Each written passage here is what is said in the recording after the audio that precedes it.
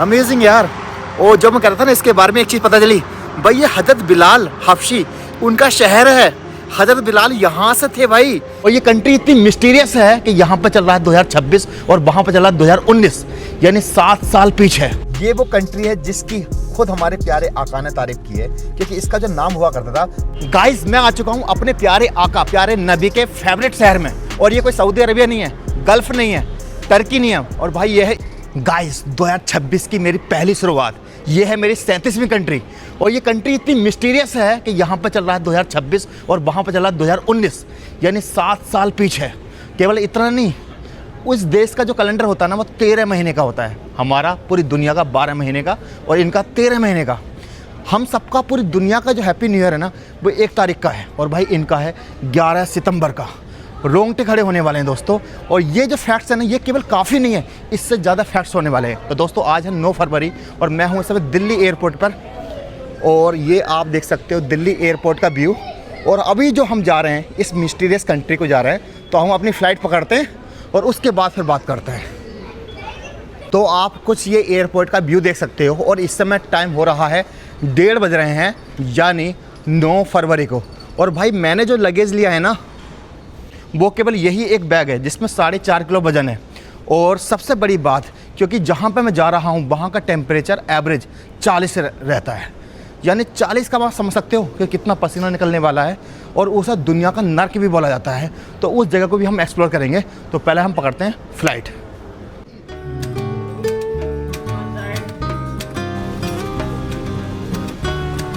So guys, finally हम अपनी seat पर आ चुके हैं और विंडो सीट मिल चुकी है। बट यहाँ पे ना ज़्यादा वीडियो बनाना अलाउ नहीं है, पता नहीं क्यों अलाउ नहीं कर रहे, बट कोई बात नहीं, बस थोड़ा थोड़ा व्यू दिखाऊंगा आपको। और ये हमारा सफ़र लगभग 6 घंटे से ज़्यादा का होने वाला है।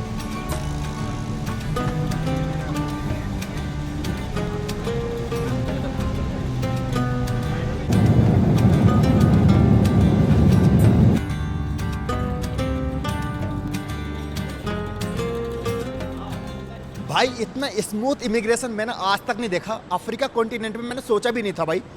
तो वीज़ा, यहाँ का वीज़ा ऑन अराइवल $60 में भाई। और मतलब इतना अच्छा बिहेव, फर्स्ट इंप्रेशन मज़ा आ गया भाई। सिम मैंने जो लिए $20 में लिए, जो मुझे 60 GB डेटा मिला है। और भाई मज़ा आ गया। मतलब ये मान के चलो, एयरपोर्ट पे आके ये फील होने लगा कि मैं इथियोपिया में नहीं आया हूँ, बल्कि एक यूरोप में आया हूँ। यानी अफ्रीका का आप यूरोप कह सकते हो।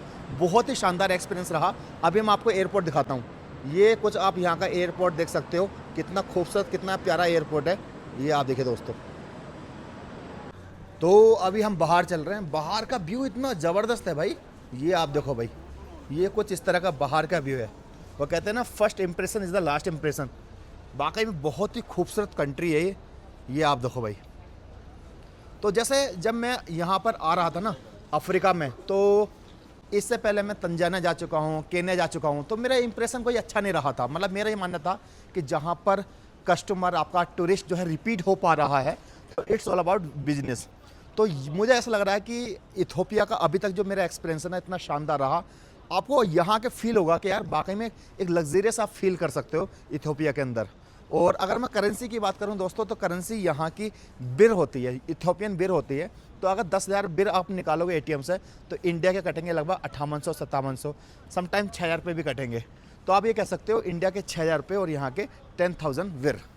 तो जैसे ही आप एयरपोर्ट से बाहर आओगे ना, तो आपको कुछ इस तरह का व्यू मिलेगा। ये देखिए माउंटेन का, क्योंकि हमारी फ़्लाइट सुबह की थी ना, तो अच्छा व्यू मिल नहीं पाया था। ये देखो कुछ इस तरह का व्यू है भाई यहाँ का।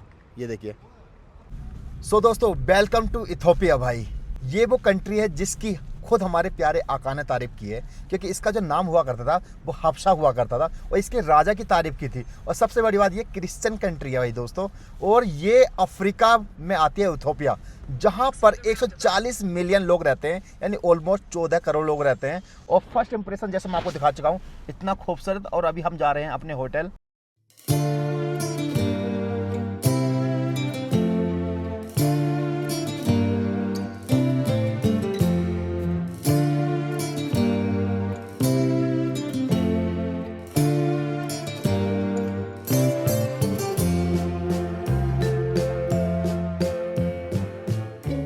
भाई ये हमारा रूम है और ये मैंने लिया है 2 नाइट के लिए।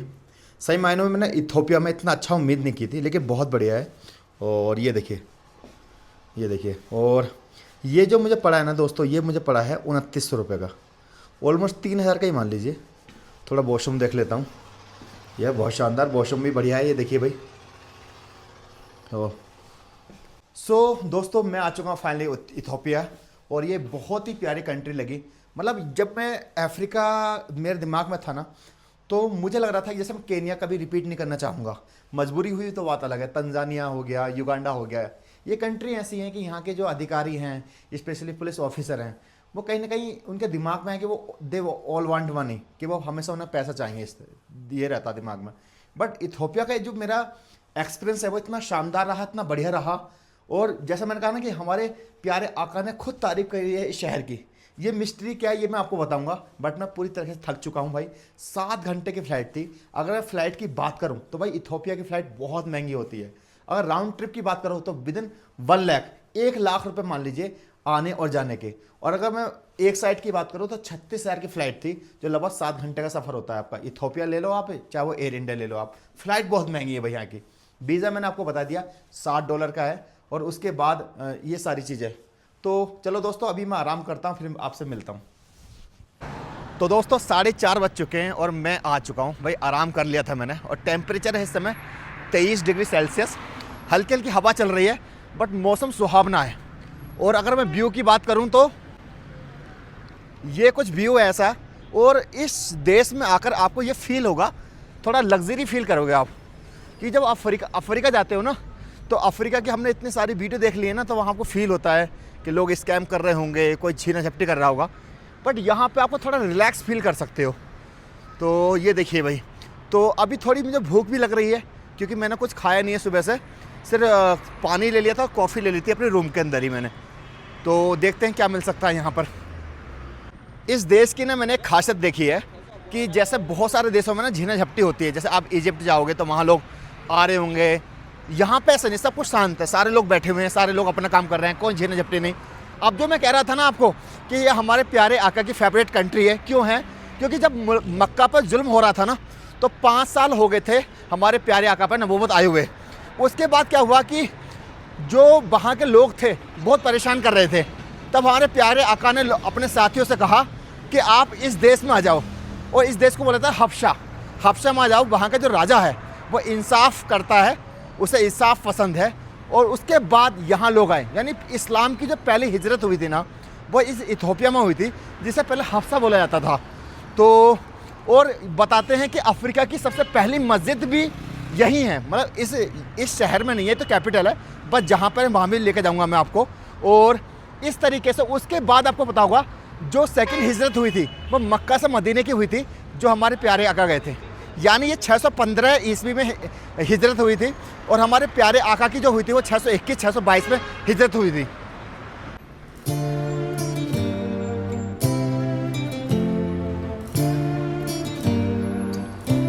तो सामने देखोगे आपको यहाँ पे माउंटेन दिखाई देंगे, और ये इनका पूरा डाउनटाउन एरिया है। और ये आप देखिए भाई। अच्छा, इनके बारे में एक मैं अमेजिंग चीज़ और बताऊँ आपको कि ये पहला देश है जिस देश में ना 13 महीने होते हैं। मतलब नॉर्मली 30-30 दिन के तो 12 महीने होते हैं, बाकी 5 दिन का एक महीना अलग से होता है। और एक चीज़ और है, ये ना 7 साल पीछे चल रहे हैं। यानी राइट नाउ मैं 2019 में हूँ और दुनिया में 2026 चल रहा है। क्यों? क्योंकि जो पूरी दुनिया कैलेंडर मानती है, ठीक है, उस कैलेंडर को ये लोग एक्सेप्ट नहीं करते। इनका अपना कैलेंडर है, तो उसके हिसाब से 2019 चल रहा है। और ये कैलेंडर शुरुआत होता है ईसा अलैहिस्सलाम के जन्म से।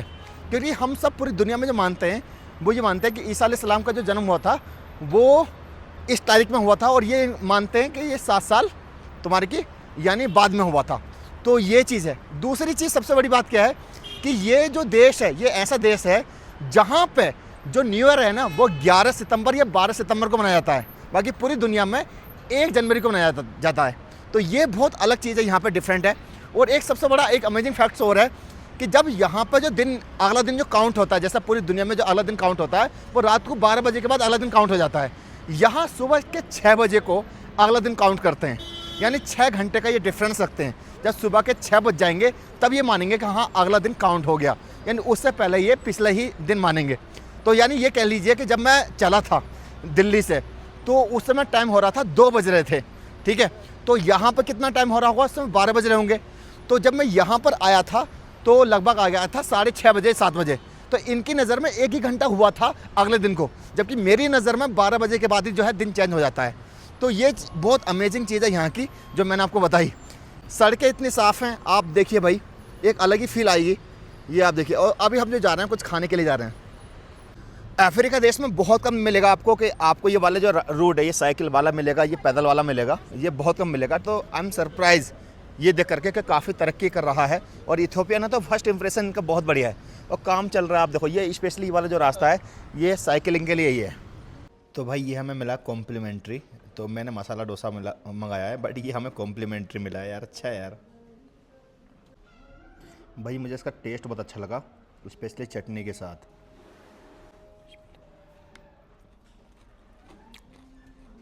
बहुत शानदार स्नैक्स हो गया भाई। ये आ चुका है हमारा डोसा। डोसा तो क्रिस्पी लग रहा है। टेस्ट बताता हूँ टेस्ट कैसा है इसका।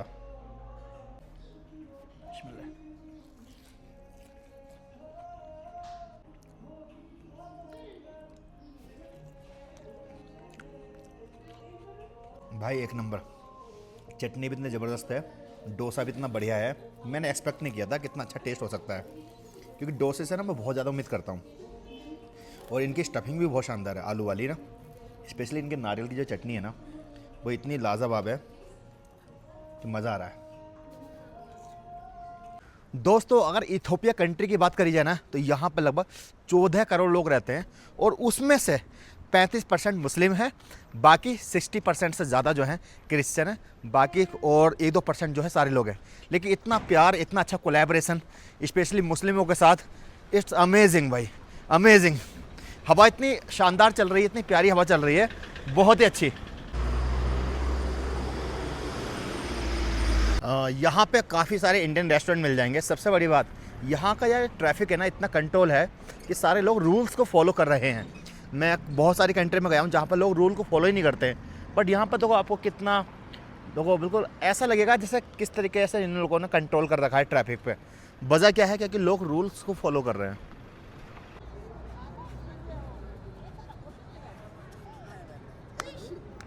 तो यहाँ पे आप देखो यार कितनी साफ़ सफाई देखोगे, रूल्स को लोग फॉलो कर रहे हैं। मतलब ये वाली जो है ना साइकिलिंग के लिए है, तो इस लाइन में लोग चल ही नहीं रहे। देखो ये ऑलमोस्ट लाइन खाली है और ये पैदल वाली लाइन है, इधर ये कार वाली, इधर बस वाली, लोग उसको फॉलो कर रहे हैं। ये काफ़ी अच्छा लग रहा है। साफ़ सफाई देखोगे तो जगह जगह पे डस्टबिन लगे हुए हैं। ये देखो, मतलब आप ध्यान से देखो तो एक भी कूड़ा करकट नहीं होगा। लोग साइकिल से आ रहे हैं तो साइकिल वाली लाइन है, ये आप देखिए दोस्तों। तो और वहाँ से आप ये व्यू देखो जहाँ पर स्क्रीन लगी हुई है, और कुछ इस तरह का व्यू है ये। तो ये है फर्स्ट इम्प्रेशन ऑफ इथियोपिया। ये आप देखिए भाई, इथियोपिया के लोग वाकई में रूल्स को फॉलो करने वाले लोग हैं। तो अगर साइकिलिंग वाली है तो वो खाली पड़ी है, ट्रैफिक बिल्कुल कंट्रोल में है। अगर आप कार देखोगे तो दूसरी कार में डिफरेंस होगा। जगह जगह पर इन लोगों ने जो है यहाँ पर ये लगा रखा है कूड़े के लिए डस्टबिन। अगर आपको एक भी कूड़ा नहीं मिल रहा होगा, हवा चल रही है, बस पत्ता आ जाए वो बात अलग है, बट बहुत अच्छी तरीके से इन्होंने मैनेज कर रखा है।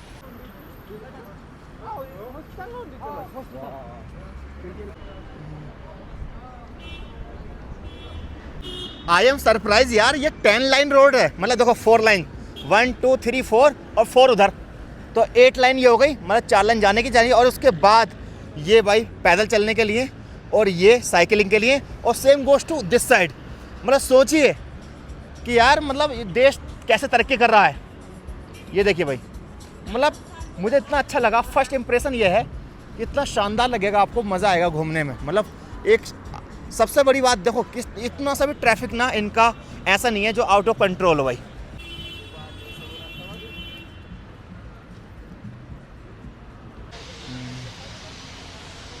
यार किस तरीके से मैनेज कर रखा है इन लोगों ने। देखो ये ब्रिज है, ब्रिज के नीचे इन्होंने कितनी ग्रीनरी और सफाई कर दी, अमेजिंग।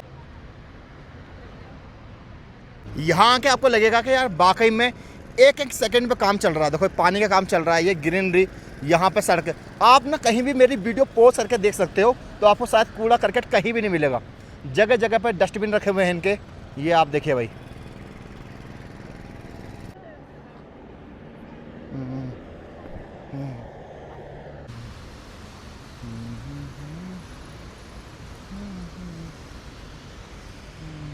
भाई ब्रिज के अंदर देखो झरना, देखो ना ब्रिज, ये पूरा ब्रिज है, इस जगह को यूटिलाइज कर लिया, इसको साफ सफाई में तब्दील कर दिया, झरना बना दिया और कितनी अच्छी बना दी टूरिस्ट पॉइंट। आप देखो यहाँ पर ना मेरी वीडियो पॉज करके दिखा सकते हो, इतना सा भी कचरा नहीं मिलेगा आपको। साफ़ सफाई किस लेवल की मिलेगी, मतलब इसमें घूमोगे तो आपको मज़ा आएगा। बैठने के लिए जगह बना दी, ये देखो पूरा सिटिंग प्लान है बैठने का। और यहाँ तक छोटा सा इन्होंने ये भी फाउंटेन भी बना दिया, ये देखो भाई गजब यार। और ये पूरा जो है ना पूरा ब्रिज है, इसको यूज़ में ले लिया इन्होंने। देखो किस तरीके से चेयर वगैरह मिलेंगे आपको, इस साइड भी मिलेंगे, इस साइड भी मिलेंगे यार। ये वाकई में अद्भुत है यार। गाइस मैं आ चुका हूँ अपने प्यारे आका प्यारे नबी के फेवरेट शहर में। और ये कोई सऊदी अरबिया नहीं है, गल्फ़ नहीं है, टर्की नहीं है, और भाई ये है इथोपिया। अब ये फेवरेट क्यों है? क्योंकि जब मक्का में जुल्म हो रहा था तो हमारे प्यारे आका ने सहाबाओं से कहा था कि आप जो है इथोपिया चले जाओ। तो इथोपिया को उस समय जो हफ्शा बोला जाता था कि आप हफ्शा शहर में चले जाओ, जो वहाँ का राजा जो है उसे इंसाफ पसंद है और वो आपको एक्सेप्ट करेगा। और वहाँ के लोग यानी मक्का से सबसे पहले इस्लाम की जो पहली हिजरत माइग्रेशन जो हुई थी वो इथोपिया में हुई थी, हफ्सा में हुई थी, और यहाँ लोग रहने के लिए आए थे और सबसे पहले यहाँ उनको एक्सेप्ट किया गया। भाई इथोपिया के अंदर एक भी आपको KFC, मैकडोनल्ड्स, साथ में किंग बर्गर कुछ नहीं मिलेगा भाई।